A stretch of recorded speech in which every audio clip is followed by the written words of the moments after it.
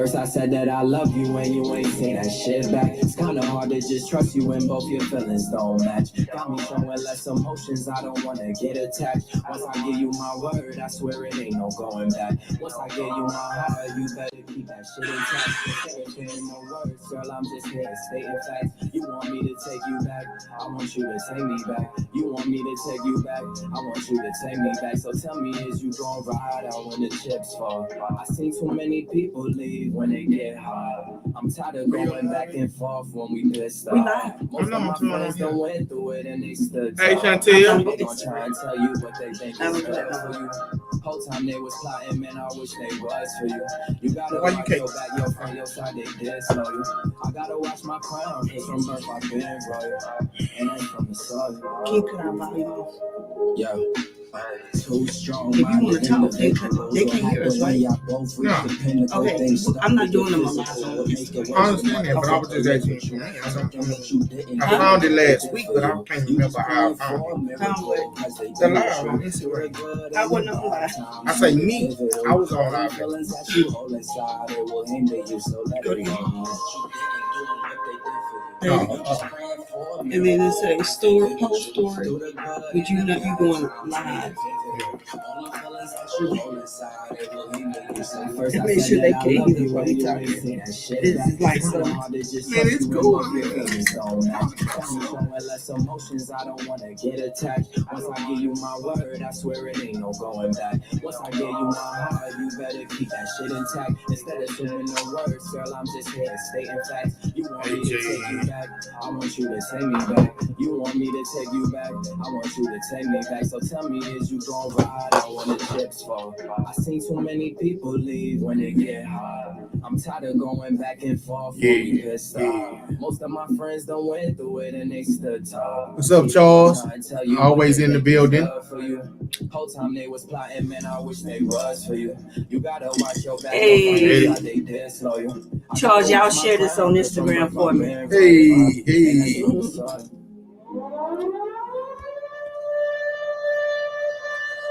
Yo, we rolling.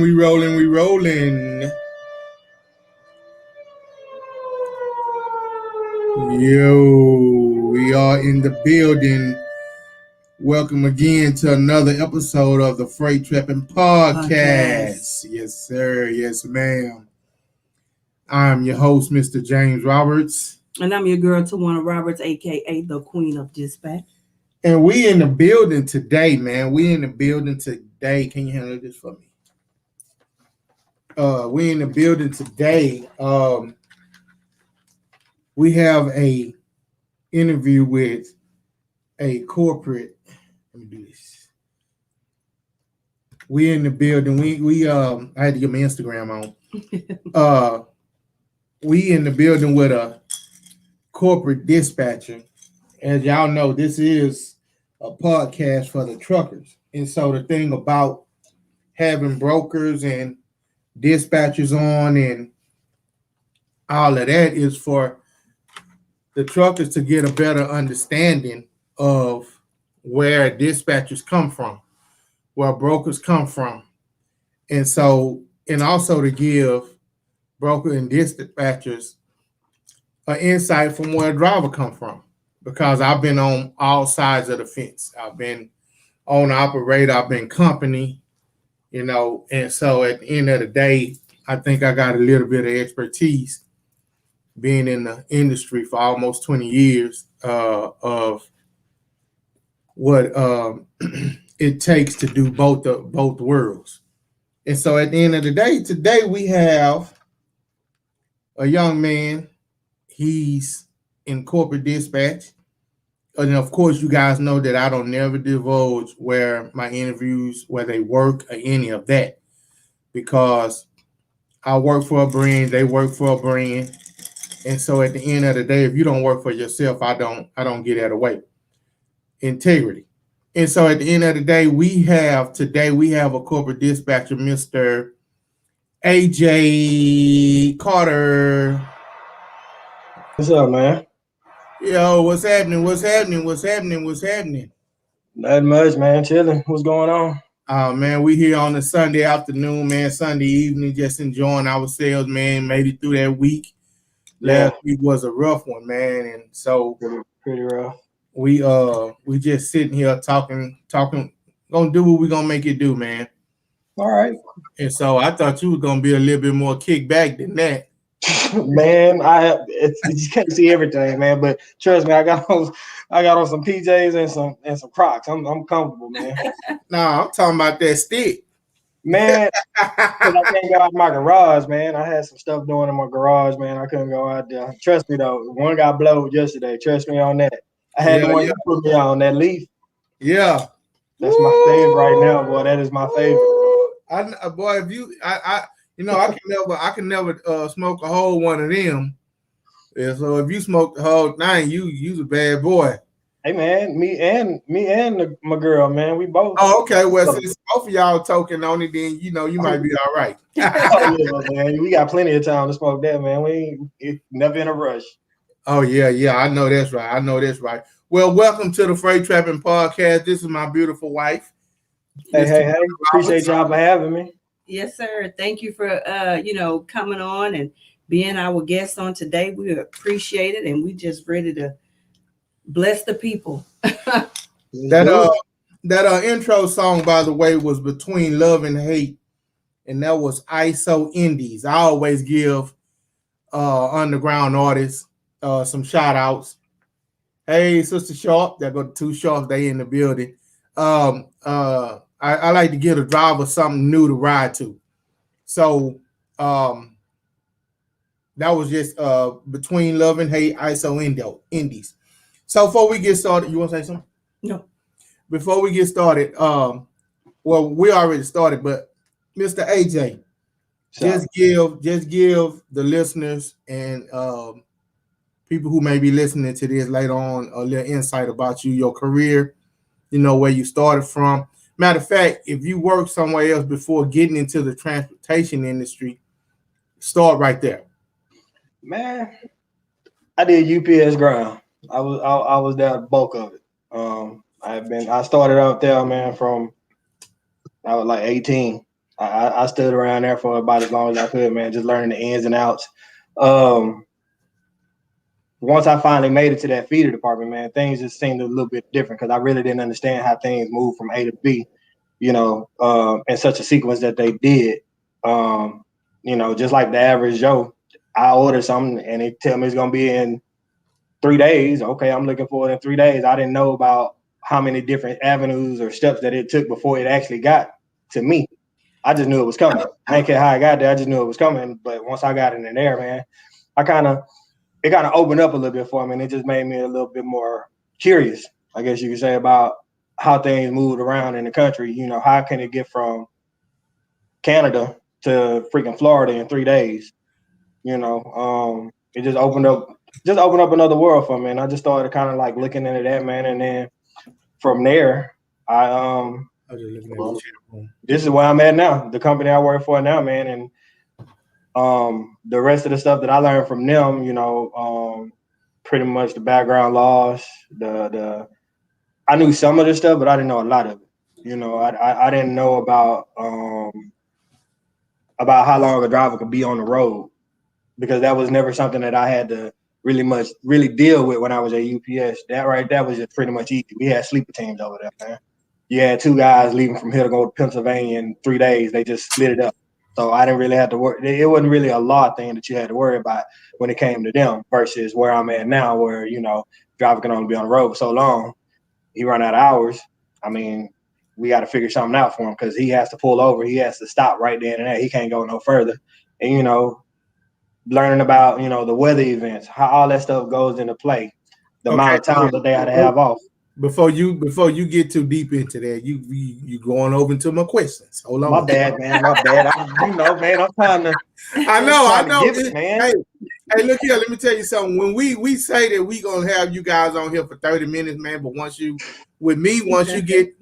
start talking trucking, man, we can stay on one subject for minutes and for at least 20 minutes. You know what I mean? So At the end of the day, I just got to kind of slow you down a little bit for we just trying to give them a little caviar right now. You know what I'm saying? I got So, you.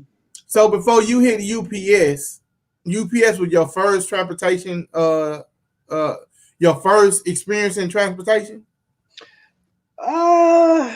My first big role, yeah, man. Before that, man, I did a little bit. I worked at the airport. I was an aircraft cleaner at Intercontinental, actually, man, at the airport. Mm-hmm. You know, you met all kind of people coming through there, pilots and everything like that, man, and the stuff that they got to go through, kind of like push me over to that UPS side, man, because I mean, once again, you're trying to figure out how you get from A to B in a short amount of time that they do, what kind of plotting and planning that they have to do to even make that happen. But I ain't gonna lie, once I found out how much school was in that kind of pushed that out the window. They had to go to school way too long for that, man. So this, like I told you before, we're gonna kind of, I'm gonna kind of play off your words and what you say. You said something about, you just said something about understanding the planning that you guys have to do in dispatch in corporate America. Yeah. I think that's one of the differences between dispatching for a corporate transportation industry company versus dispatching owner operators. With that, tell us how significant it is for you guys. You shake your head, no? Go ahead. Oh, okay. In my opinion, tell us the significant details you guys have to do in order to plan for dispatching the trucks for the day. How intricate is that? Man, that actually boils down all the way from what we're going to see for the day, all the way down to the driver that we have at hand, to be honest with you. It's a lot of things that happen on the ins and outs, and you gotta have all your ducks in a row, man. If you don't have freight coming from Fort Worth, and that's half of your workforce right there, because a lot of things flow through the Fort Worth, Dallas area. That helps you plot and plan. You have to look at the time that it's going to take that driver to get down here. You got to take the time to know how long it's going to take to break that trailer once it finally actually gets to us. You got to put that in there. You have to put in the average hour of a driver throughout the day. You got to plan for that. You have to plan for mishaps. I mean, it's unfortunate, but you still have to plan for mishaps. You have to have a backup plan to a backup plan to a backup to a backup. Can't just ever have one plan. Yeah. That'll never work. I don't care where you are. That never works. You have to always have 3 or 4 plans in the back of your head in case something don't work. Right. That goes into the dispatching part of that. Do I have the best driver for this area? Do I have him set up for success? Or am I finna throw him out there to the wolves and tell him to catch up? I mean, right. You have to think about all of that throughout your day, on top of, being a corporate, how you gonna make your numbers for that day. Now you just said something, and I'm gonna let my wife chime in if she has something to say. But you just said that you got to know what kind of driver you have. You got to put your drivers in position to be successful, because in my eyes, and from where I am as a driver, if you put a driver in that area to be successful, then you'll be successful. So what part, I mean, is there any difference between the dispatching and corporate? Everyone's pretty much the same? Nah, man. Your driver is your best friend, man. Your driver is your partner when it comes to dispatching, because honestly, dispatching, you just looking behind the screen, man. You talk to people on the telephone, but your driver is the face. Your driver is the one in these people's faces day in and day out. Your driver is the one who's building a personal relationship with these guys. Yeah, they might talk to me, but they're gonna see you. They might talk to me, but when they see you, you're the person that they're gonna vent to, or if something isn't right with what they getting, you're the person who's gonna take that. Yeah, they're gonna call me, but you're the person who's gonna have to take it, man. And as a dispatcher, you have to always realize that your driver is your face, your voice, but they see, when they see that driver, they see they just, it's when they see that driver, man, that's like their best friend, because he's the one building that relationship with them. He might be, or she might be able to get something out of that person that we can't get. If I send you somewhere to go and pick something up, and I call that individual, I'm saying, hey, we're running a little behind today. Can you give me a little bit of time? They'll say no, flat out. And the next question is going to be is, well, who the driver? And if I tell them you coming, oh, yeah, we'll wait for him. We'll give him another 15, 20 minutes. Tell him call when he's on his way. Mm-hmm. Because that's from the driver's standpoint. So if I don't have that driver there, I lose that. Mm-hmm. And if I lose that, that's money to somebody else. That's money in somebody else's direction that we could have just because of the person that we put out there in front of. Okay, that leads me into my next question. What are some things you see drivers neglect the most in your field, in your day-to-day operation? What do you see drivers neglect the most that put them behind that? I mean, put them in a position not to win. Complacency. That's probably about my biggest one. Mm-hmm. They get real complacent. Some of them get a little bigger than what they should be, I guess you could say. Mm-hmm.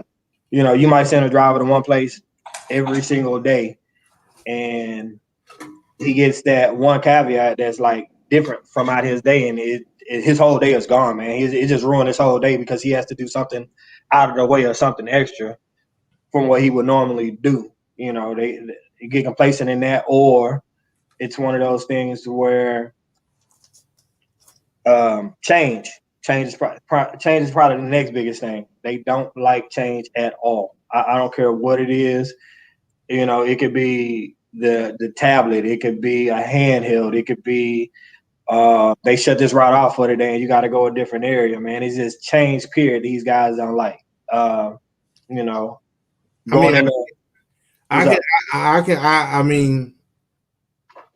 for me as a driver, sometimes change is good when it comes down to new technology and making things better and easy. And if you're getting a new system, that's cool for me. It's the physical change that sometimes get under my skin. Sometimes, you know what I'm saying? I'm just speaking from a driver perspective. It's the physical change where they tell you, okay, run with it if you have something wrong with your load, but then at the last minute they say, oh, hold up, da-da-da-da-da. Now I got to replan my whole route. You know what I'm saying?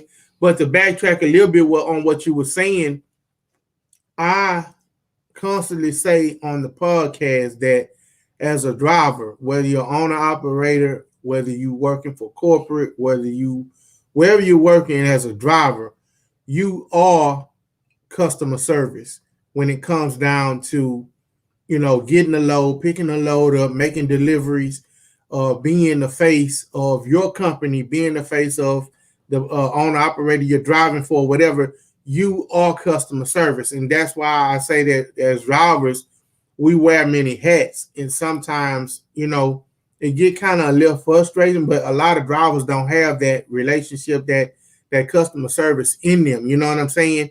That was just a backtrack to where you were saying that drivers are important to you, because where you can't get something done over the phone, if a driver shows up or if he's been going there for a number of times and he have a relationship with that shipper, then at the end of the day, he can go in and sweeten the pot just a little bit more with his customer service skills. And that's when you said that, that's my constant on here. Go ahead, baby. And that's why I kind of interject, because when you working in the corporate field, mm-hmm. that's one thing, right? Because mm-hmm. you're representing somebody else's brand, somebody else's mm-hmm. company. But like when you're independent, mm-hmm.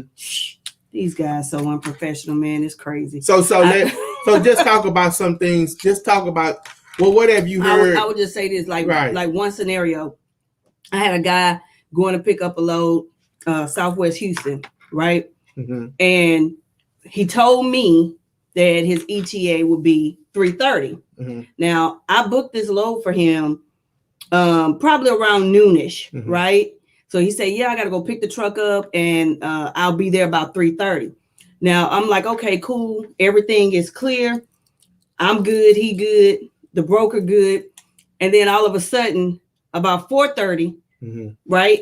Now, let me back it up because at 2:30, the gentleman told me that he was actually going to be there before 3:30. He was en route to get there about 15 minutes earlier.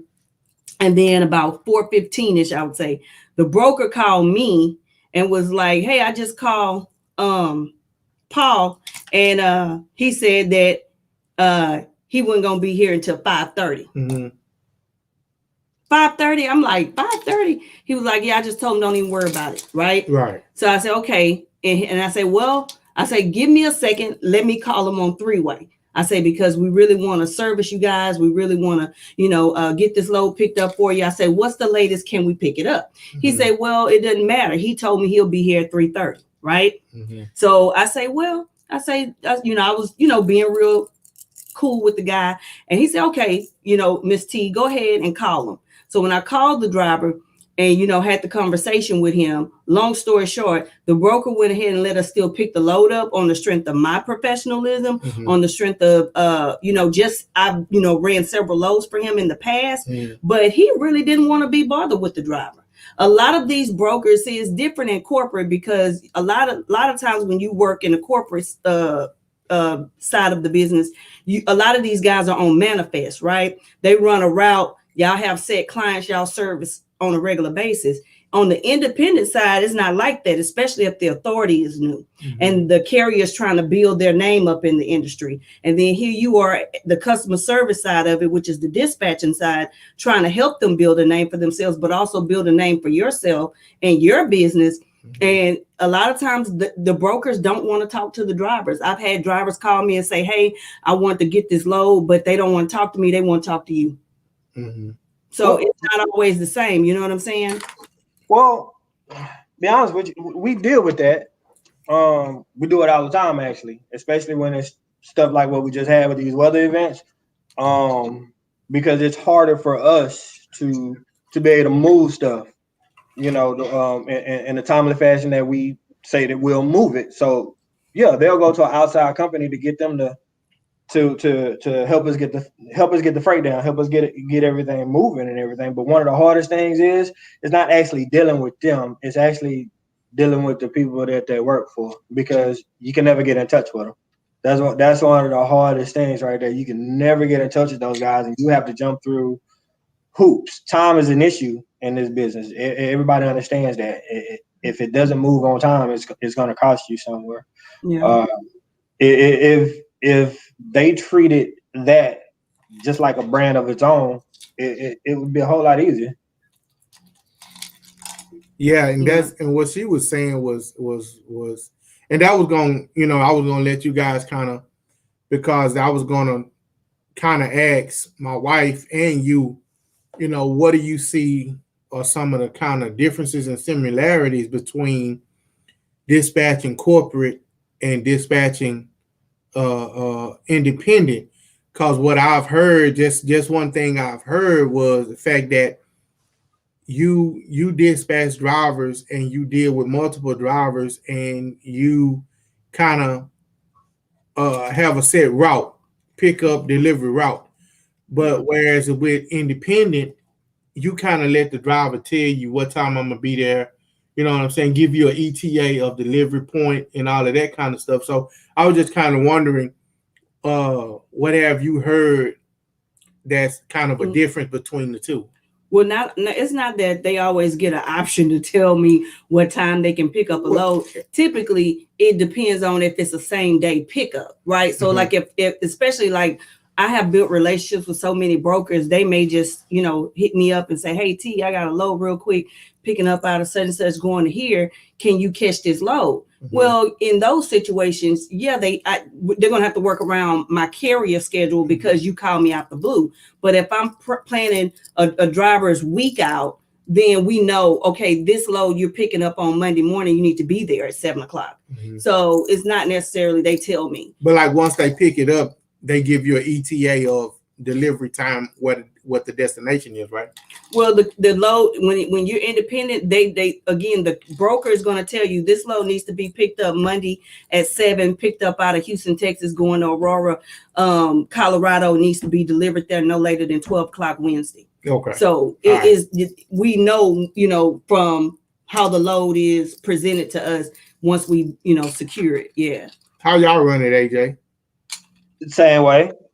They'll I don't know, Denver, so to say. They'll say, hey, we need a load to Denver. They'll try to find someone there to get it. So they'll say 9 o'clock cut time to get it out of here, and it needs to be in Denver in 3 days. The one question that we don't ask that I really, really think that we should be asking is how many people are on your team? Is it just one guy running this load? Is he gonna meet somebody somewhere and they're gonna take it over for him? How is that gonna get? That's probably one of our biggest things right there right now. Not knowing how many people are running that. Well, I can tell you coming from the other side of, coming from the independent driver over into the corporate world. Well, corporate, what I call corporate, that's just me. If you call me and you say, hey, I need to get a load from Houston to Denver, and they can't tell you whether he's running team or solo, that's a problem. Because now if he's running solo, regardless of if he gonna try to get there legal or illegal, I'm gonna plan it legal. Right. And so you have to know, like you just said, you have to know whether he's running team or solo. So you'll know whether or not, legally he's gonna be able to get it there. Mm-hmm. I don't care how he run as a driver, if they're running on ELD or paper. I just know what the law says, and I need to know, if you're running solo, and you say you're gonna get to Denver, tomorrow afternoon, how is that possible? How's that possible, man? You know what I mean? Right. Yeah. So now you, as a dispatcher, you have to ask yourself, man, do I want to use this carrier, right? Because there's no possible way for a solo driver to get a load, our trailer from Houston to Denver safely by tomorrow afternoon. So at the end of the day, I understand what you're saying is be miscommunication when it comes down to those and I'm gonna be honest with you. This was back in the day, because like I said, I've been in the industry 15 plus years. It was back in the day before we had to have ELDs. I could get a load to Denver in a day and a half. I could leave here at 8 o'clock on a Monday, and 8 o'clock. I'll be in Denver before 8 o'clock the next day. I mean, that's how hard we run when it comes down to moving the freight, regardless to what it is. And I ain't gonna tell you how I got it there. No, we don't want to know. You know what I'm saying? It got there because it was tricks to the trade. But right. Being that they come out with the ELD, that's what FMCSA tried to cut down on, is drivers driving over their, regular time to drive and driving over their 30-minute sleep time. I mean, a 30-minute break, and driving over there 10 hours and all that kind of stuff. 11 hours, I mean. So at the end of the day, yeah, you're right. When a company can't tell you, oh, we're driving team or solo, that's an issue. Yeah. So that's one of the points I wanted to, put out on the podcast, is that if you're an owner operator and you're calling around to different brokers, or you're calling around, you have to have these questions answered truthfully. And if you're not going to answer them truthfully, you need to know why you're not getting that load. Is because if they looking at it's an 18-hour drive, and they're asking you if somebody's picking it up, is it solo or team? They're asking you that because they know that as a solo driver, you can't get nowhere in 18 hours by yourself, not legally. And so they don't want you running illegally. So if you tell them, oh, I'm sending a solo driver over there, you're not going to get that load. So you have to send a team in to let them know, hey, I got 2 people rolling and we're going to get it there. Yeah. See, that's important to know. You know what I mean? And that goes back into that planning also. Yeah. that we talked about. If we know it's coming and it's supposed to be here around this time, that's what we're planning for, and that's how we plan for it. Did you have a question? Mm-mm. All right, I had to get some water. My next question is: what are some misconceptions about dispatchers that you would like to clear up to drivers? Like for me, and I'm gonna just say this for me, the misconception as a driver, either solo or corporate, independent or corporate. One misconception for me was, say, man, you put me on this road and you telling me to get it here, well, drive through this and drive through that. You sitting at home with your family. Don't sit here and tell me how to drive and you sitting at home with your family sleeping. I'm on this road. That's one misconception for me. So what are some for you that you find that you have to deal with on a day-to-day basis? Or even if it's a special. Go ahead, baby. What you going? No, I was gonna say, well, what was your problem though with the dispatcher? Because you just said my problem was because at the end of the day, why you hating on us? I'm trying to figure out what. No, it wasn't a hate. It wasn't a hate. It was a. It was like, yeah. It was like AJ call you, and I work for Roberts Enterprise or whatever. He called you, hey, I got a load, need to get to Denver. You know what I'm saying? He said, what do you have, team or solo? You say, I got team. We get in there and pick the load up. Say, for instance, that team bring the load back to the yard. Or we meet up. Me and the team meet up. I'm solo. But you haven't told me that the shipper or the middleman who you got the load from put a little pressure on you. Hey, we need to have this here tomorrow morning. Right? That's what I'm asking, because you didn't say what your because they don't sometimes they don't give the driver the whole picture. You don't get the whole picture. You see what I'm saying? I got you. And so they be like pressing, and I'm like, hold on, man, I'm being safe. Hold on, wait a minute now. You know what I'm saying? Right. So that's one misconception that I always had with dispatchers is that, hey man, you just dispatch and go home and lay down. Yeah. You know what I mean? Yeah. So what's some of yours with the drivers? Because like I say, you dispatch, I'm driver, I'm team driver, you team dispatch or whatever, but we all make this work. But this is giving everybody a little bit more understanding of how these two work hand in hand. Yeah.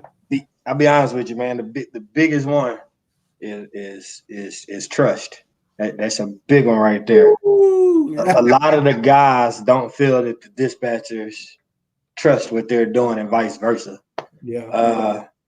Just like you said though, bits of information is missing, right? So like we're just chemical plants, right? You gotta have like pickup numbers to get into these chemical plants or whatever. You see this pickup come across your screen, you call in and be like, hey man, I can't get this. They don't have a pickup number in there. Right. We're like, we'll just go over there anyway. Driver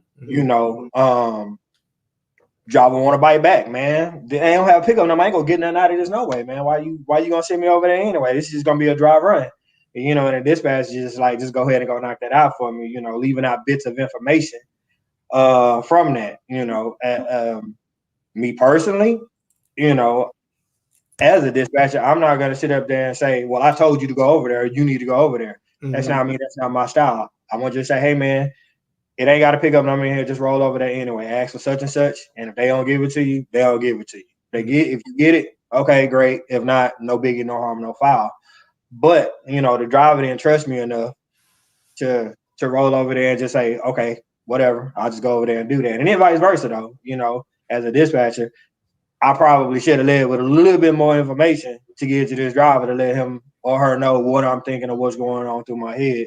In order to, before I even thought about sending them over there, or but one of the other ones. Oh, go ahead. No, go ahead. Oh, well, one of the other ones is kind of like what you touched on, like we behind the screen and you the one out there driving. One of the other ones is that as a dispatcher, we don't take no heat. I beg to differ and say we do take heat. The difference is though we don't take as much as the driver do. Because once, like I told you earlier, the driver is the one in the person's face. We're just a voice. That's all they hear is a voice. They'll never see us, email all day long or whatever. But you, the person standing there in front of them, and a lot of the drivers don't think we take heat for some of the stuff that happens, because they're like, man, I'm gonna get over there in front of this customer with just tour freight, man. They gonna rip me a new one. And first thing a dispatcher will tell you is, you know what? Hey man, it came in that way. Roll with it. We're not throwing you to the wolves, man. I mean, there's nothing that we could do. We still have and corporate, you still have rules and stuff you gotta abide by. And we know the customer ain't gonna take it. Put a pin right there.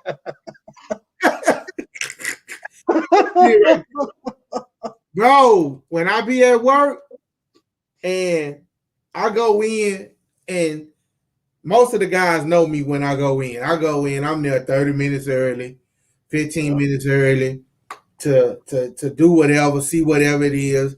Even if my trailer not ready, I go out there and see what they got left so I can make sure it is where it is, right? Yeah.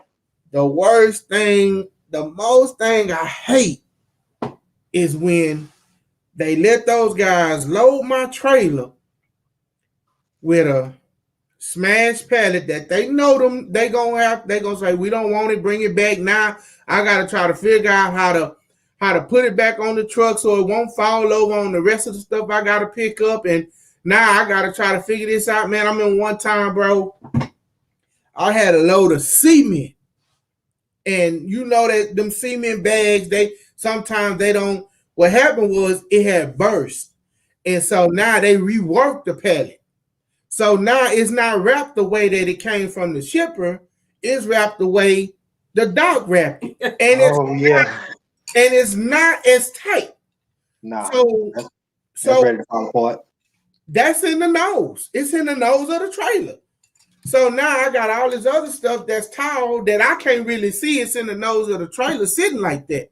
I go make my delivery. Woo, woo, woo, woo, woo. I get all the tall stuff out the way and look back there. All the bags then fall over. You know what I'm saying? I can't say, man, I'm not taking this, because at the end of the day, what's gonna happen is if none of the bags are burst, or even if one of the bags are burst, they still gonna do it. My whole thing is now I'm looking at I have to rework the pallet at the customer and the whole pallet, because the customer don't have to help me. So I have to rework the whole pallet at the customer and then have to do an OS&D if anything bursts. So I think that's the biggest issue for me as a driver, is that dispatchers, dock supervisors, they don't watch the freight the way they supposed to. And then another issue is when you get one of those pallets where you can't get your pallet jack under. Oh man, that brought me wild, bro. Oh yeah. Yeah, man. So yeah, you're definitely right, man. I mean, but it's a thing where we got to work together. You got to comment there. Yeah. Go ahead. Well, what did it say? It says, Tawana and AJ, as independent and corporate dispatchers, how do you handle difficult conversations with your carriers? For example, your carrier is getting consistent complaints from brokers about his performance.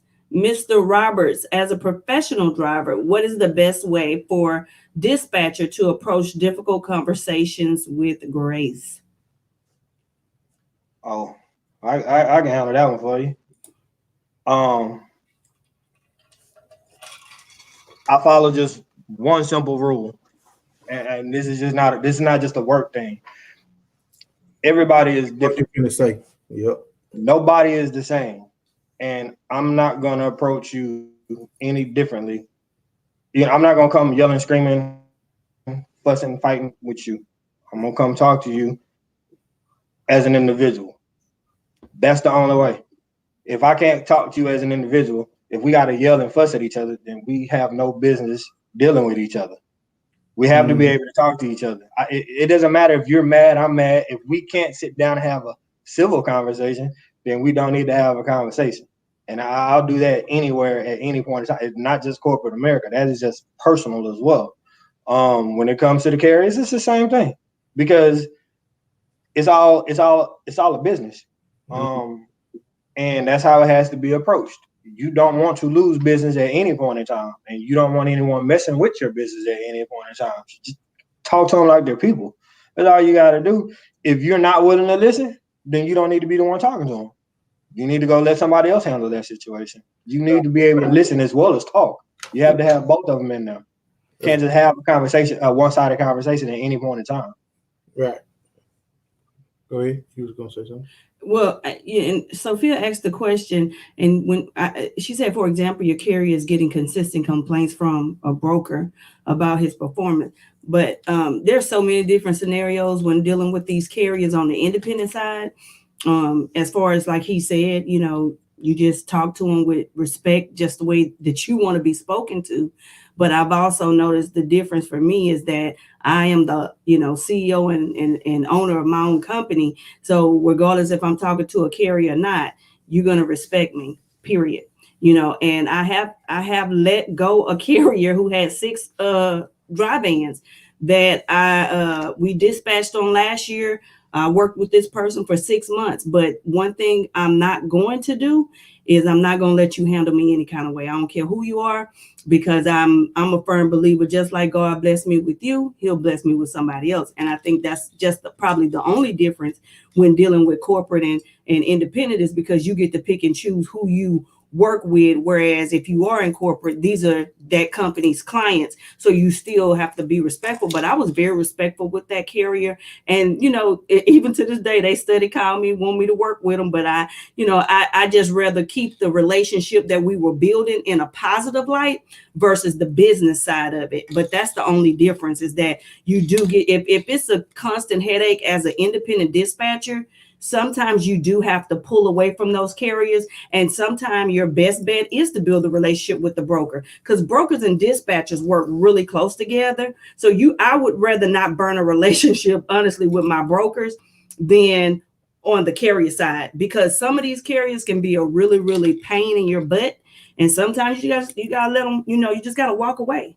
And I'm a broker too. So, but I'm also a broker. So I mean, I'm an advocate for both. And I know, how it feels to be one as a broker, and then, having a dispatching business. So you just have to, keep your professionalism though, but you can walk away from, a situation when you're independent that you don't feel like it's positive and a great relationship, basically.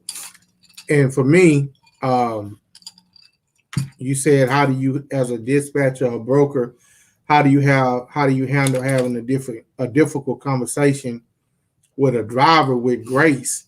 First thing is, just know that you're a female, he's a male, or if she's a female, you're a female. Just recognize that both of you guys are human, first and foremost. Go into it with humility. First of all, have a conversation and start it out with respect. Don't start it out high and then thinking you finna go get respect. No, start it out with respect. Mm-hmm. And then at the same time, everybody has to be a bit of a psychiatrist also. You know what I mean?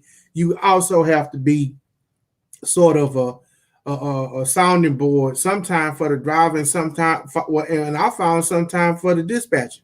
Because we all have personal lives. We go through personal stuff. We don't know what's going on with one another. You know what I'm saying? Some people be going through divorce. Some people be going through a loss of a spouse or a mother or a daughter or whatever. Some people be going through bills. You know what I'm saying? Handling bills. Some people come to work with so much stuff on their mind, and some people don't know how to leave it at the gate. You know what I'm saying? So as drivers, as dispatchers, as brokers, as managers, as terminal managers, as you have to have a little bit of psychiatrist in you to know how to deal with different attitudes, deal with different mentalities. And you have to know that this guy here, he a little high strung. You got to know that this guy here, he a little humble. You got to know that this guy here, I can talk to him this way. This guy right here, I can say this to him and he won't take offense to it. You see what I'm saying? You kind of got to know each and every driver. And so the way you handle that difficult conversation with him is, like you say, you go in with it with a lot of humility, first and foremost. If you're talking to a male, understand that you're talking to a man and you're not talking to a boy, because that's the first sign of disrespect when you go in and you start talking down to anybody, even if it's a female. She would feel like you disrespecting her if she feel like or you sound like you talking down to her because you're sitting behind a computer and she's sitting behind the wheel of a truck. So just go into it with humility, and kind of just some of the stuff, like we were saying, the in-between stuff you don't explain. If you have to have it, kind of explain it to them. Hey, listen, this is what's going on.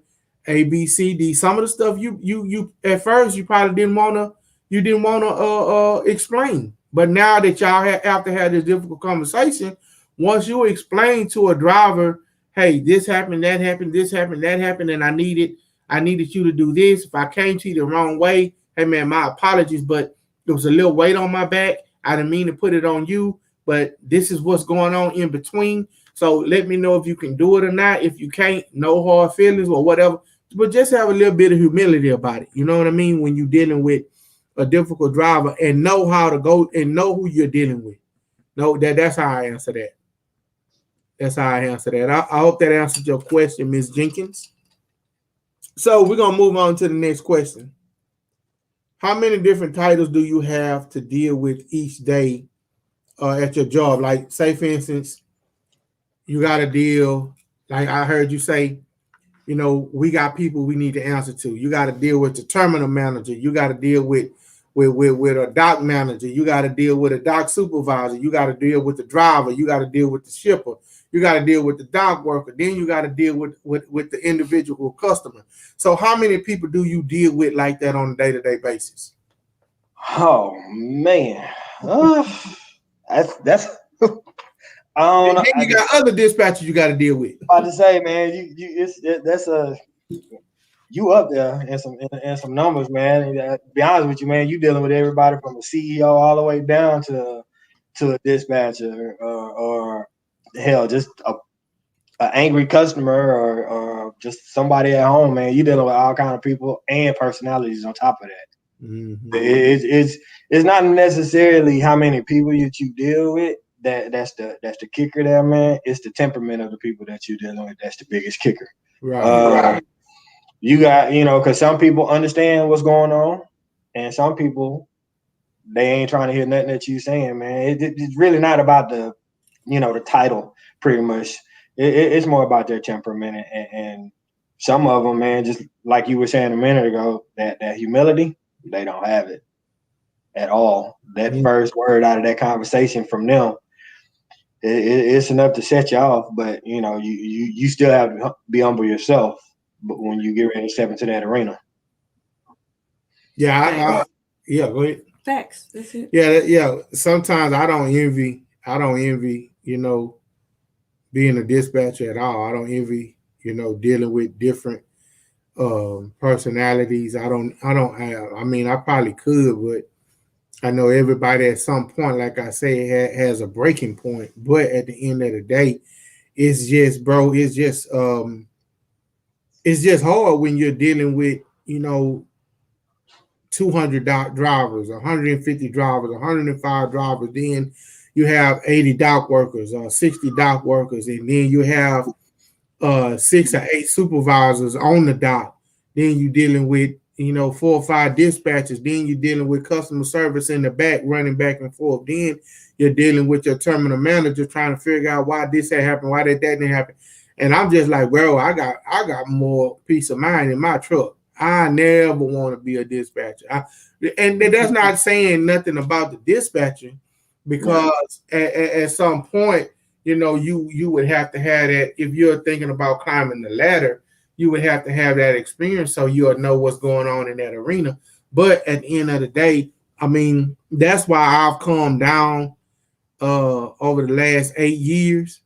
Because when I came off the road, right? I came off the road into the lane I'm in right now. And a lot of people, I remember one time I got dispatched when I first started working for the lane I'm in now. They were like, hey man, do this and do that, like you were saying, go by this stop. And I was like, and for me, my mindset was still on the road. Don't make no moves that's not gonna benefit you. So as a driver, you know what I'm saying? I'm not gonna make a move that's not gonna get me to my point, you know, in a faster time. So my thing was, I would get a load and I would look at the time, or a pickup. I would look at the time, and it'll be past the time the pickup say. So I would be like, oh, okay, boom. I'm just gonna no freight it. You know what I'm saying? But then one of the dispatchers say, "Nah, man, I need you to go by there and check. Just go check, cause sometimes they'll wait, sometimes they won't." This was early on, which I didn't know that. So I was like, for real? Okay, but I had to get in the mindset, hey, bro, you not working by the load no more. Mm-hmm. You working by the hour. Yeah. And so once they clicked in my mind that I was working by the hour now and not by the load, I was like, oh, man, please, they paying me by the hour. You need me to go check? Okay, cool. No problem. You know what I'm saying?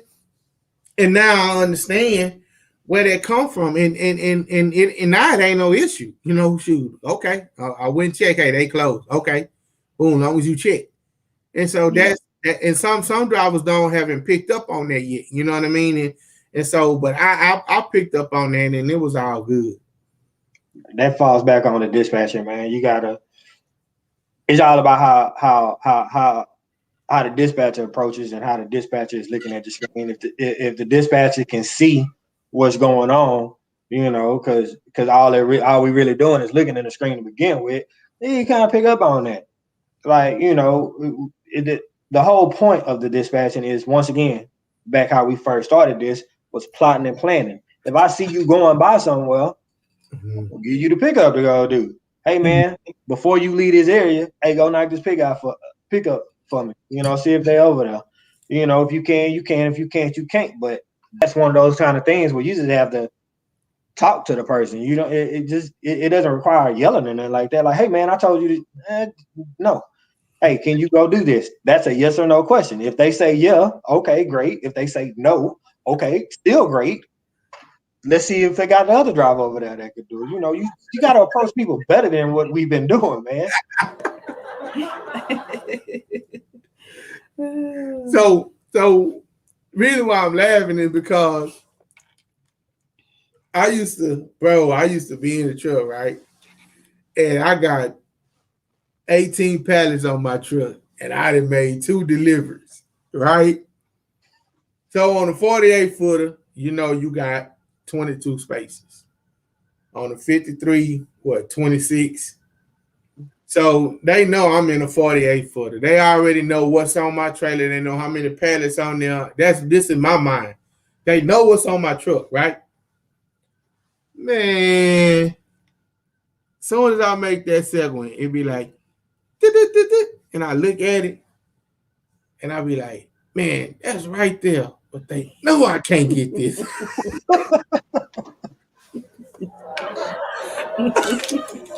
They know I can't get this. Let me tell you. They're not paying attention to that screen that's sitting in front of them, though, man. No, but look, like, that's so crazy, because this is how I started dispatch. I started dispatching back in 1999. I know I don't look like my age. Thank you. I appreciate it. But I started dispatching in 1999. And I used to dispatch for Metrolift, right? So we dealt with yellow cabs and we dealt with the vans. So you had either people that were ambulatory, or, you know, you had people that was disabled.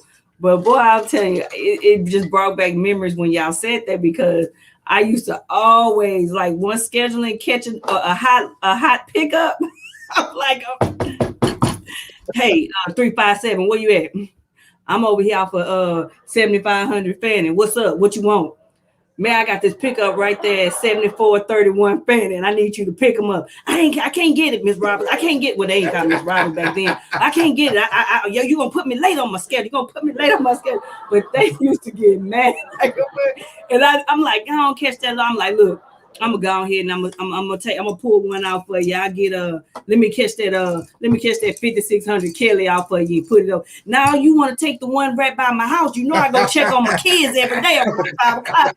Boy, it used to be so funny, but that just brought back so many memories. Cause I used to be throwing them loads on them jokers left and right. They be right around the corner. They can catch that load, but they don't want to do it. They don't want you to mess up their manifest. Yeah, but you know what I started doing, man? I started like put it on me. If I can get it, I can get it. If I can't, I can't. Yeah. And if somebody close, I know they either gonna take it off or let it roll. I'll come back to it, whatever. I've learned how to kind of. I'm gonna tell you like this here. I'm so conceited when it comes to trucking that I know that whatever area I'm in, I'm gonna make that dispatcher look good. That's how conceited I am when it comes to trucking. I know I'm a number one draft pick. Yeah, I know. You know what I'm saying? Yeah. I could be somewhere. I'm a number one draft pick in my mind. Yeah. I might not be to somebody else, but that's how I go into it. Right. Because at the end of the day, when I hit them streets, I'm finna drop off. And if I can maneuver to where I can do a drop off and a pickup, I'm gonna do that. If I can maneuver to where, hey, I need to stack this, I got beams to stack it, I can get this here. That way, you only got, like I said, you got 22 spaces on a 48 footer. I used to come in, that's 22 pallets. Mm-hmm. Bro, I used to come in with like 35, 36 pallets on my truck. How is that possible? Because now I've picked up pieces where I can stack them, strap them to the wall, stack them on beams, all that kind of stuff. Because I, like he was saying, I know that if we don't get it, somebody else will. You know what I'm saying? Somebody else will, and that'd be my whole thing. I don't want nobody else to pick it up because the brand that I work for, I'm making them look good. Right. Because I know, and I take pride in being the number one draft pick. I feel you. I'm just saying. I take pride. I say I'm the queen of dispatch. I'm just saying, bro. They can send me anywhere. If my job tomorrow started a tanker division, I can go there. If my job tomorrow say I'm gonna start a flatbed division, I can go there. Mm-hmm. If my job tomorrow say, hey, we finna get into N2, O2, argon, and helium, I can go there. Mm-hmm. Because I done ran all those lanes. I can toot my own horn. You got people been there 25 years at one spot. Now I'm gonna tell you this here. I probably wouldn't have never said, hey man, I'm gonna turn down being one spot for 25 years to go get this experience. Nah, I wouldn't have done that. Being at one spot for 25 years, man, that's a blessing. Yeah. But it's also a blessing for me that I know that I'm not scared to go down no country roads if they send me out of town to go do some work. Yeah. Because I haven't done that. Yeah. You dig where I'm coming from? That's why I feel like I'm number one draft pick. Because I can do anything. You can send me anywhere, do anything. Freight, the lane I'm in now, was my last. That was the last experience I needed to do. If they say, hey, we finna start running overhaul, we finna start running RPGs, specialty freight, I can do that. But it's just a point of, I'm here now, this is where I was. So that's just me. I go in there and I think that's what makes me a good driver, a good employee, good for the brand, good for your company. And I think that it makes a difference. Yeah. It makes a difference. Really, you know what I'm saying? So I'm gonna give you a chance to vent a little. I'm serious. I mean, vent, bro. I mean, vent. I mean, be 100 with it because sometimes you can't do that in office, and sometimes you just need to let drivers know where you're coming from. What it is. What it is you go through on a day-to-day basis. And I know sometimes some drivers get under your skin, and you can't really do that. Where you're at. So I'm gonna give you a chance to vent a little. What gets under your skin the most when dealing with drivers specifically? Well, what gets under your skin the most that make you just be like, nigga? Man. the biggest thing, the biggest one that gets under my skin is when they know something isn't right and they do it anyway. Mm-hmm.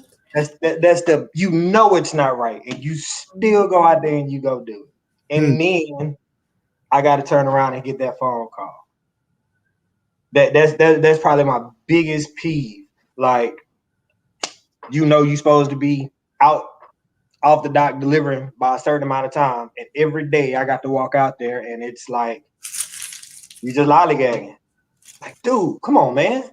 Like, we can't make nothing with you standing right here. Like, the money's in the streets, but you right here, man. Why? Why? You just leave. Please, just leave. That and the driver that I can never make happy.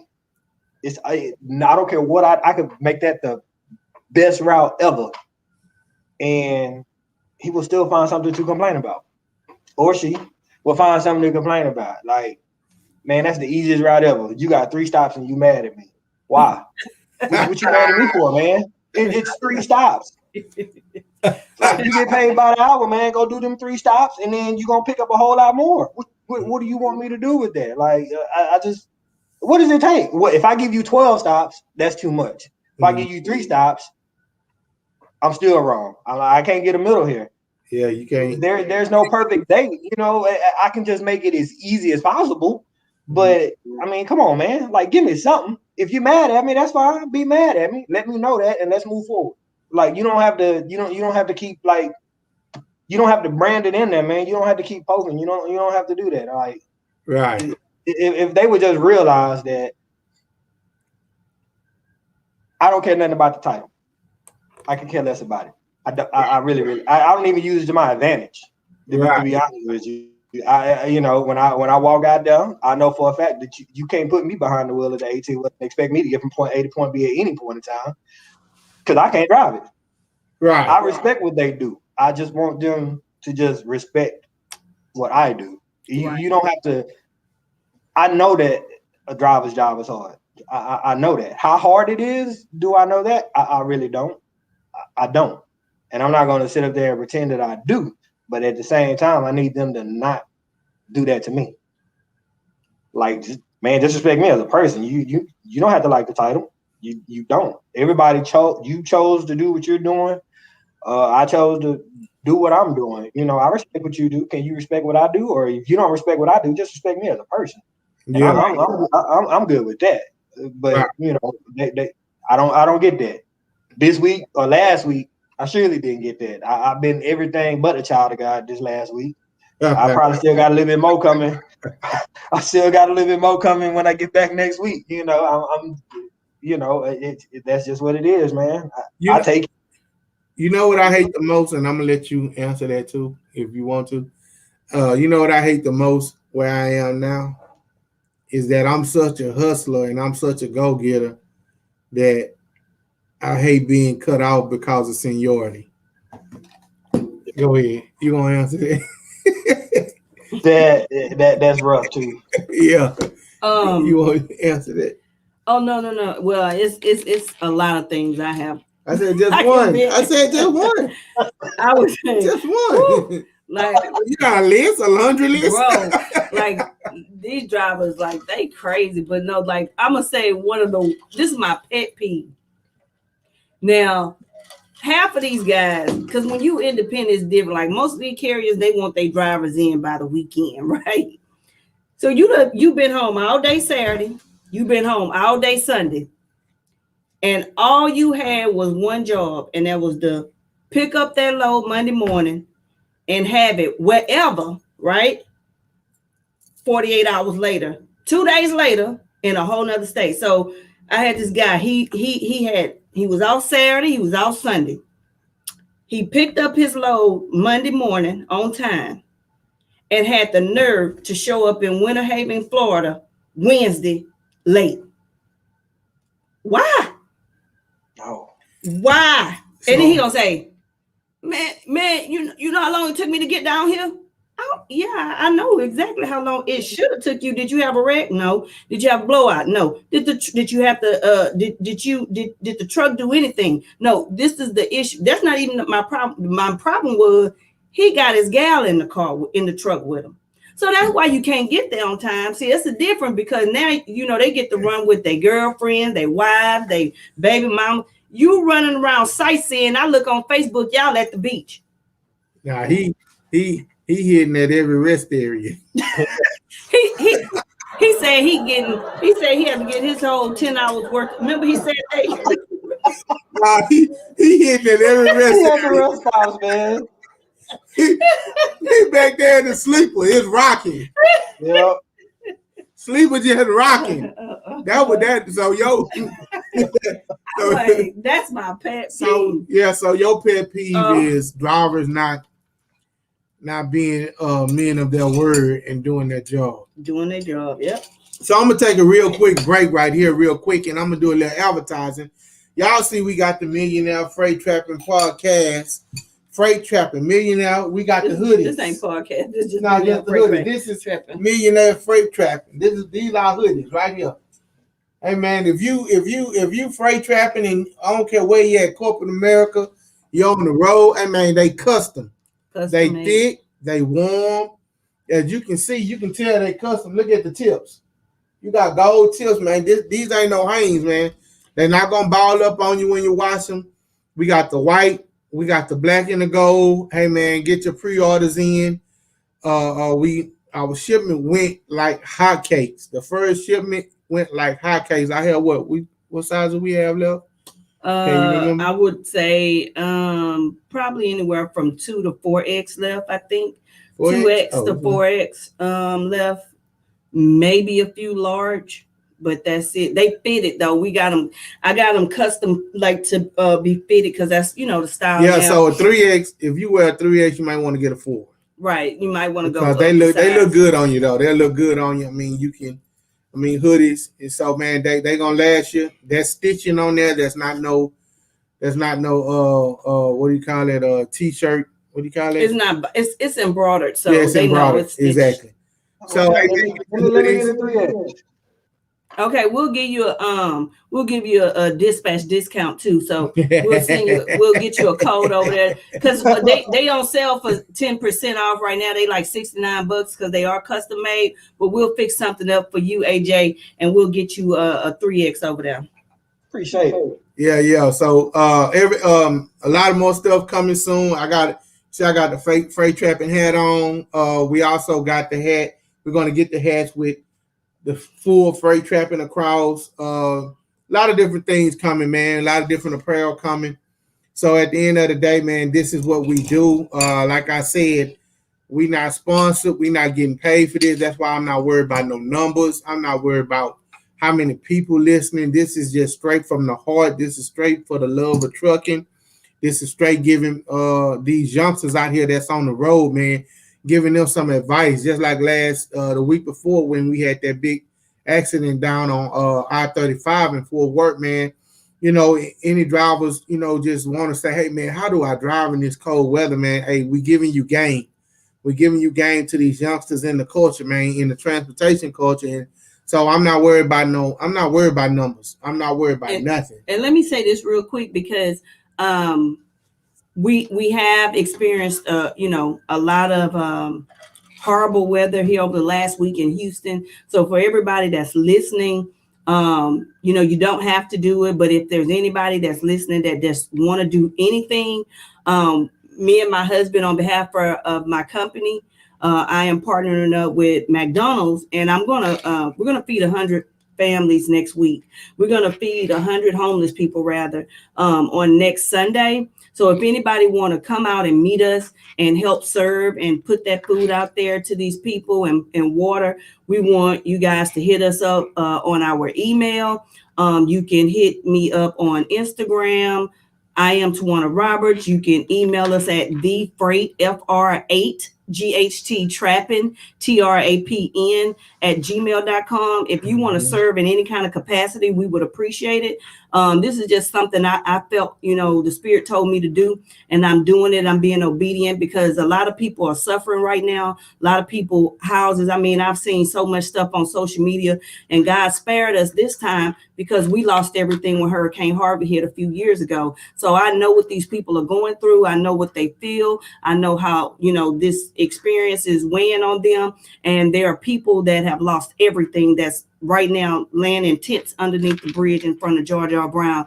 And I want to know if anybody want to come and help us serve, just hit us up, and we would be more than happy for you guys to meet us out there and help us pass some of those meals out to some of those people. And then another thing is being that we came through Hurricane Harvey, we was, we lost our bottom level, which was everything almost. And so we had to rebuild. We understand how it feels. God covered us and our family and our home during the ice storm, and we were truly blessed. So at the end of the day, we know that also that right in the middle, everybody takes care of everybody that's upper class, lower class, but right in the middle, they seem to think that people middle class have it together. They don't need nothing. So with that being said, my wife moved and she's going to do 100 families, 100 homeless people next week. We're going to go out and feed. And right at the bottom, we have Freight Trapping Cash App. If you guys want to donate, I'm looking for, we're going to go out to the middle class also, where they were hit, where they lost their homes, just like the way we did from a busted pipe or whatever. We're going to go see what they need too. We're going to go see what they need too, because just because you're a middle class and you're in a certain area, you can't be forgotten about either. So that's what we're going to do. She started it. And so every time she starts something, I move with it, and she'd be like, slow down. I'll be like, hold on, but you started it. You know what I mean? So that's what we're doing, man. And prayers out to those who have been affected. You're definitely in our prayers. And so that was our little interlude. Once again, get your hoodies.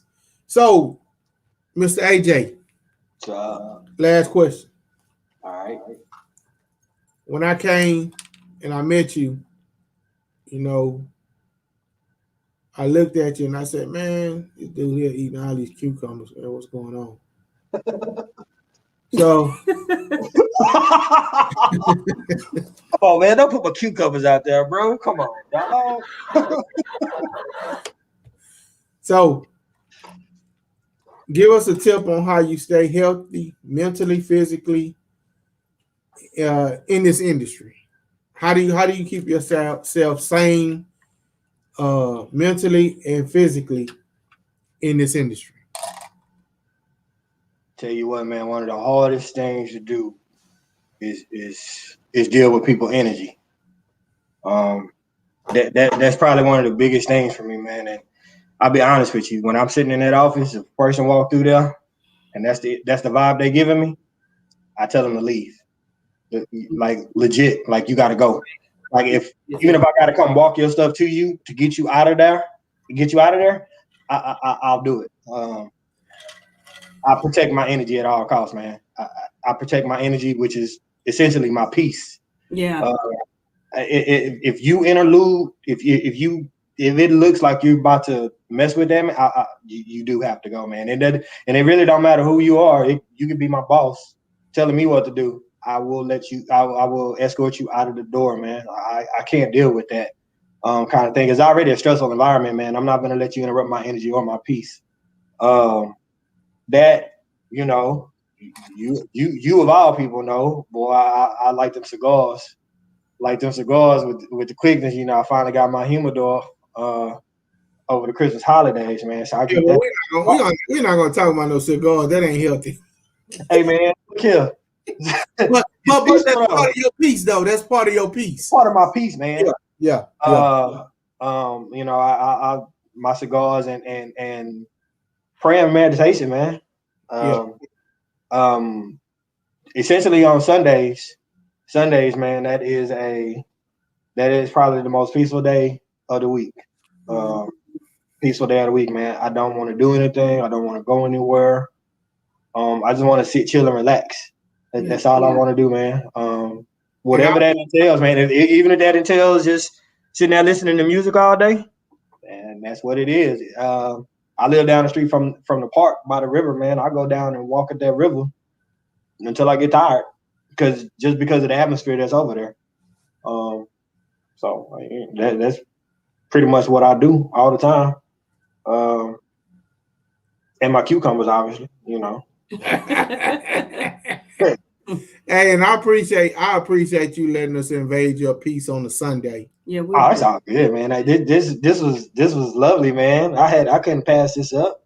Man, we appreciate it, man. We just trying to do what we do for the culture, man, and trying to get things out here, man, and just trying to help people understand all sides of the trucking industry, give advice where we can. Everything we say on here is of our opinion. It ain't no facts unless we come tell you that it's a fact that we read it somewhere or it's coming from FMCSA or something like that. But I definitely appreciate you, man, for coming through and sharing your knowledge and giving your wisdom to some of these cats out here, even though that they will be listening to it. Mm-hmm.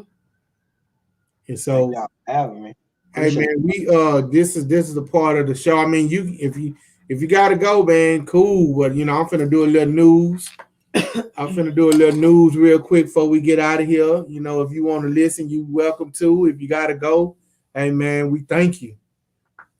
We thank you for joining in, because I know you got what? How many kids you got? I got 2 teenage daughters, man. And so that's what I'm saying. So maybe you need to go check on them. I got one. Oh yeah, that's rough right there. Yeah. But I like I said, man, I appreciate y'all for having me. Thank y'all. I gave what I knew, because when I first walked into dispatching, I didn't know anything. If it was something like y'all out there, then it'd made a bigger difference. Just like I said, just thank y'all, man. Oh man, we thank you, bro, and man, have a safe one, bro. We'll catch up with you. And if you ever just feel like calling in, man, checking in on seeing what we doing, bro, just hit that number. Go to the podcast and come on in. Gotcha, man. Got it. All right, we thank you. We appreciate you and all your knowledge and your expertise. And I know the people came in and they wanted to hear you today, because we kind of put this out here. I had consultations all last week. Say, yeah, look, y'all need to tune in. So we know that they're listening through Facebook. I see them all on Facebook, and people are sharing. So I think by the time we get off of here, we'll have probably about 100 and something views on this particular episode. So we appreciate it. Thanks, bro. For sure. Yeah, I got y'all anytime. All right, bro, man. We'll see you later, man. Peace. Peace.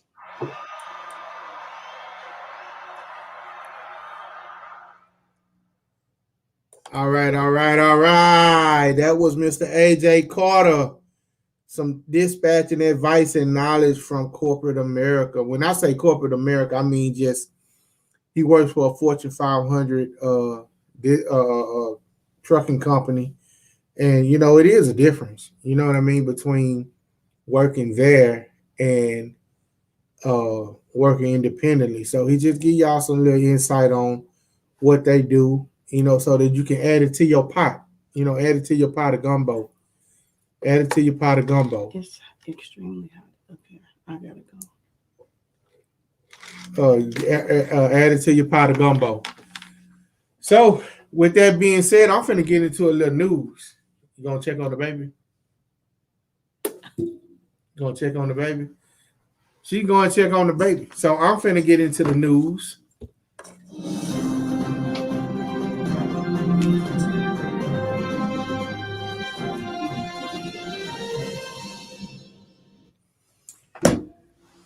So here's and go on out of here. What's their challenge? What's the name? I don't know the name of it. Junebug. The Junebug challenge. Go on, Junebug downstairs. I don't want y'all to see what I got on underneath this hoodie. So roll on. Roll on. Rolling. Rolo. So here's in the news today: ATA's Trucking Championship canceled. Oh wow. Yeah, they canceled. They canceled the ATAs because of COVID. COVID has struck once again. It struck once again. So the ATAs, which is the American Trucking Association, the championship that they have every year, they canceled it. They canceled it. They canceled it.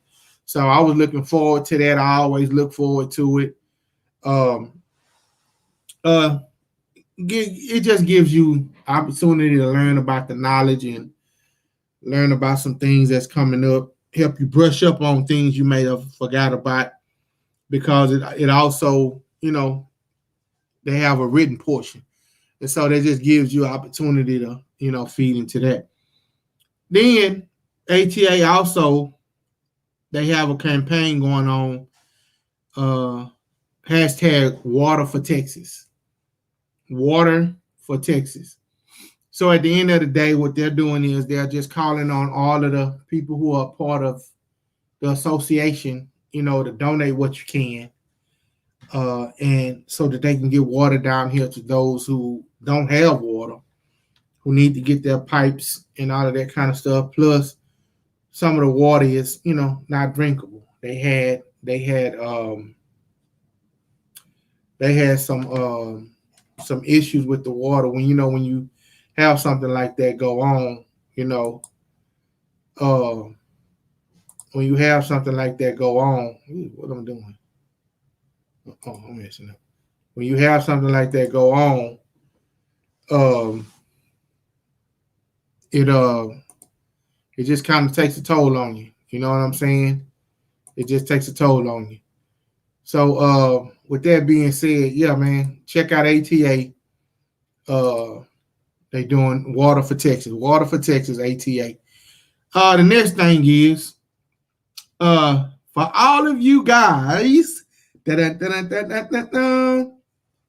can sing, for all of you truck drivers that think they can sing like I do, hey man, Overdrive presents Red Eye Radio's Trucking Talent Search. Trucker Talent Search. It's the 8th year the search for singing truckers is on. Now through March 28th, you can go to Overdrive and upload your video of you singing a song, doing whatever. It's a competition. And so just visit Trucker Talent Search for more information. I won't be uploading one because I can't sing. Wait a minute, let me try something.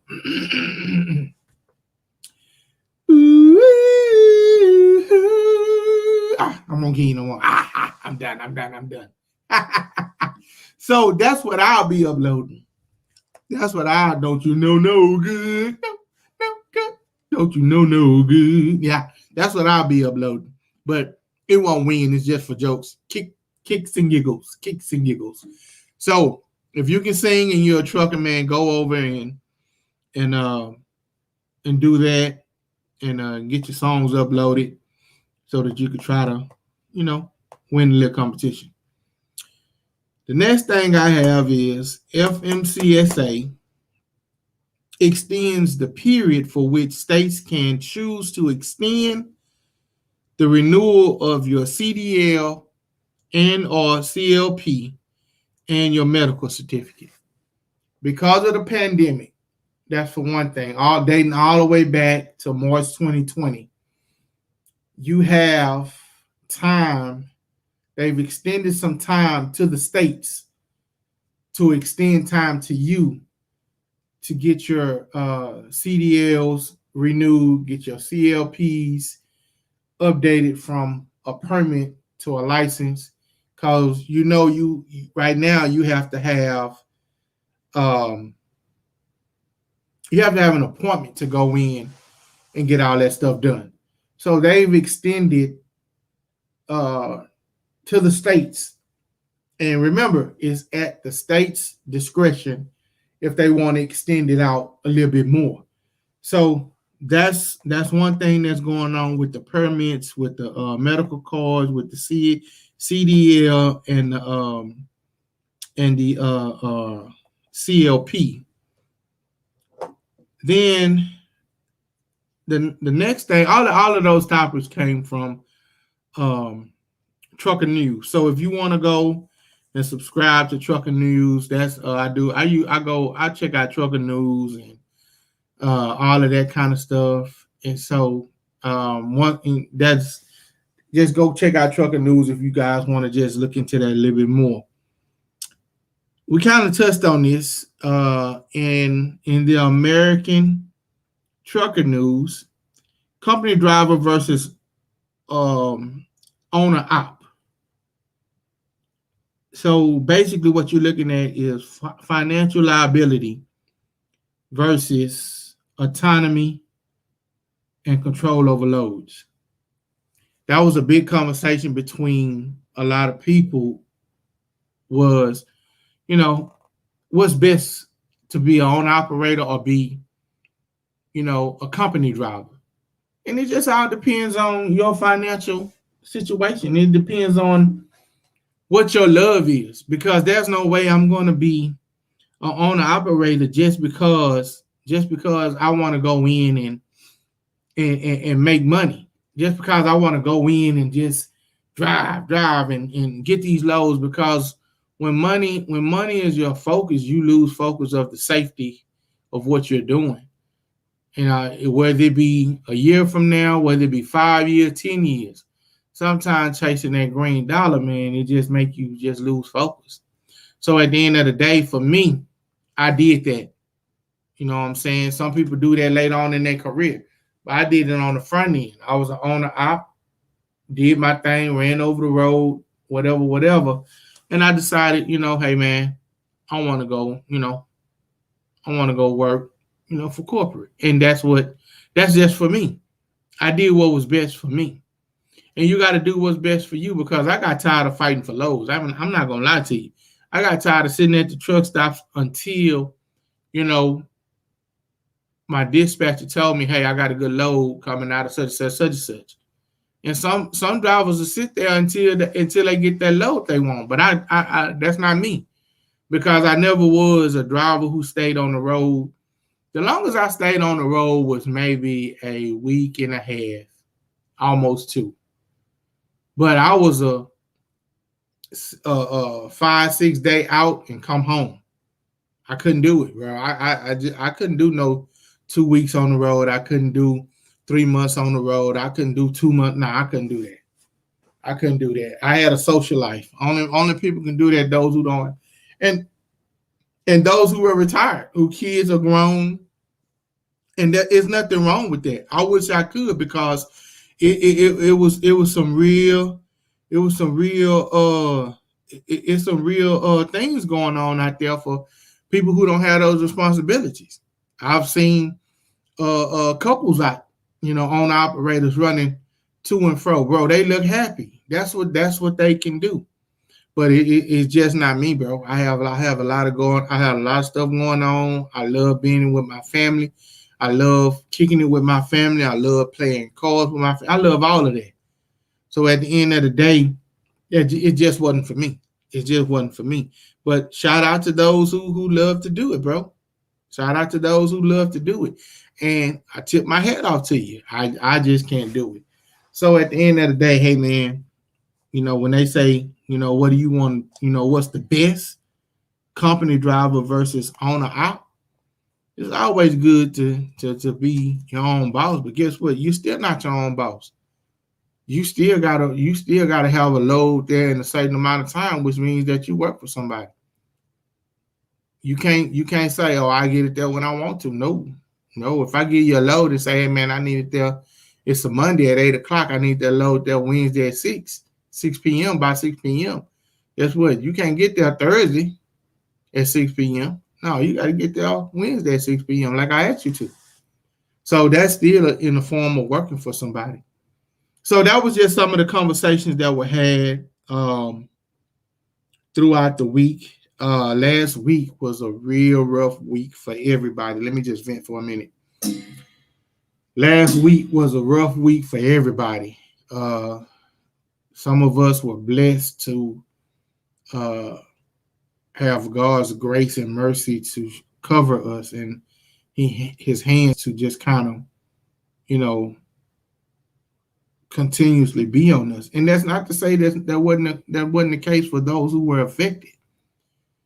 I just thank God each and every day that He kept us, and my family, my loved ones, the ones that I know, the ones that I barely know, stayed prayed up enough to where nobody lost their lives, and shout out and prayers up to those families who lost loved ones, to tragic events that were just trying to stay warm. It's crazy how,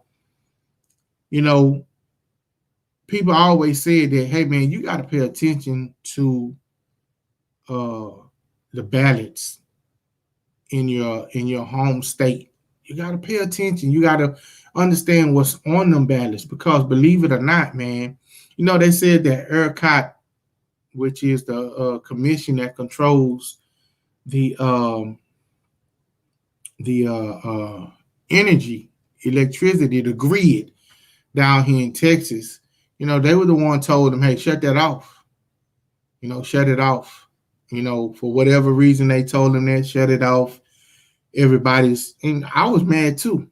I was mad. I was furious that, you finna do these rolling blackouts and nobody's finna have, no, you finna put us back into primitive times to where we have to try to figure out how to stay warm and all of that kind of stuff. And that wasn't cool, bro. That wasn't cool, which, this is just what I'm reading. But it all makes sense. And so at the end of the day, my thing is why. And I already knew that Texas, was one of the last independent states and still is.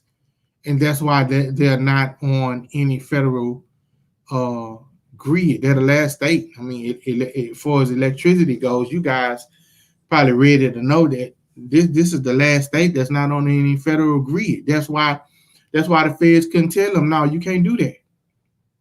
But see, that's the reason why Texas don't want it. It started with George W. Bush, or well before that, Ann Richards. They don't want the feds in their business. I can't remember what was it, George W. Bush that said that. Stay out of our business. That's what it is, bro. And it just showed the true color of the state by knocking out all of our power just for the sake of whatever. And that wasn't cool. And people lost their lives trying to stay warm. People lost their lives because they just didn't know. They just didn't know that they couldn't, sit in their car. And the thing about carbon monoxide is this. It calms you down to the point where you think you're just going to sleep. And you don't even know you're asleep. And here it is, your family's grieving now because you peacefully passed away because you were just trying to keep your family warm, or you were just trying to stay warm. Even with putting, propane tanks in the house and bringing in generators within the house, all that kind of stuff creates fumes that, has nowhere to release. You can't, why open up a window when you're trying to get away from the cold? Open up a window, that's just letting cold air in. So at the end of the day, man, it was just a rough week. It was a rough week before that with the wreck up in Fort Worth on I-35. It was a rough week then. 6 people lost their lives. Man, this last year, it was a rough week, a rough year starting out because of the pandemic. Now, this year, the pandemic is still here. We still got to wear masks. There's no end in sight. And then the winter storms come, and claimed 6 lives in Fort Worth on I-35, and then claimed some lives down here. I don't even know the number down here in Texas, in Houston. I don't know how many elsewhere, but in Houston, they claimed some lives because people were just trying to stay warm. I mean, it's a simple necessity of being a human being, trying to stay warm, and you lose your life. And that's just, I mean, that's a hard pill to swallow, and nobody is going to want to take the hit for it. And it's only one. I mean, all you can do is ask the question, why? Why do rolling blackouts? And don't nobody want to answer that, because if they answer that, then they'll be held liable. So, I mean, man, y'all stay prayed up. Hopefully, nothing like this ever happens again. But in the case it does, put some things in place.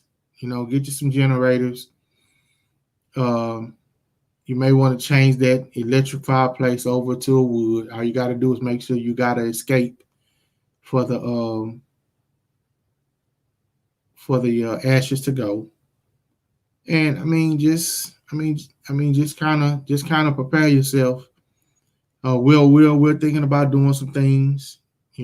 Right now, I thought about putting 2 years ago, right after Harvey. I had somebody come through when they came through not 2 years ago, 3 years ago, after Harvey came through and checked the water to make sure it was, non-contaminated and all of that. So they also offered, a generator. But at the time, I was rebuilding, we was rebuilding, I was downstairs. I had to come out of pocket for that. And a generator just wasn't in the budget. Ain't nobody rich. I'm not. So I wasn't that rich to where I could say, yeah, do it. And, so at the end of the day, now you just kind of start saying, okay, let me kind of put some things in place, start working on some stuff. So if anything else like this happen again. But of course, down here, we're not prone for winter storms like that. We're prone for hurricanes. So you just never know what's going to happen this summer. So now you got to prepare for the summer, because that's when hurricanes, do hit. So now you got to be prepared for that. So with that being said, man, I thank you guys for listening in.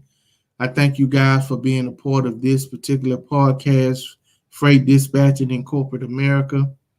Hey, man, I thank you guys. I hope if you re-listen to this after this is uploaded, man, I hope you guys, get something out of it, learn something from it, get a little insight from what Mr. AJ Carter and my wife, had to pour into the podcast pertaining to dispatchers in corporate America and versus independent.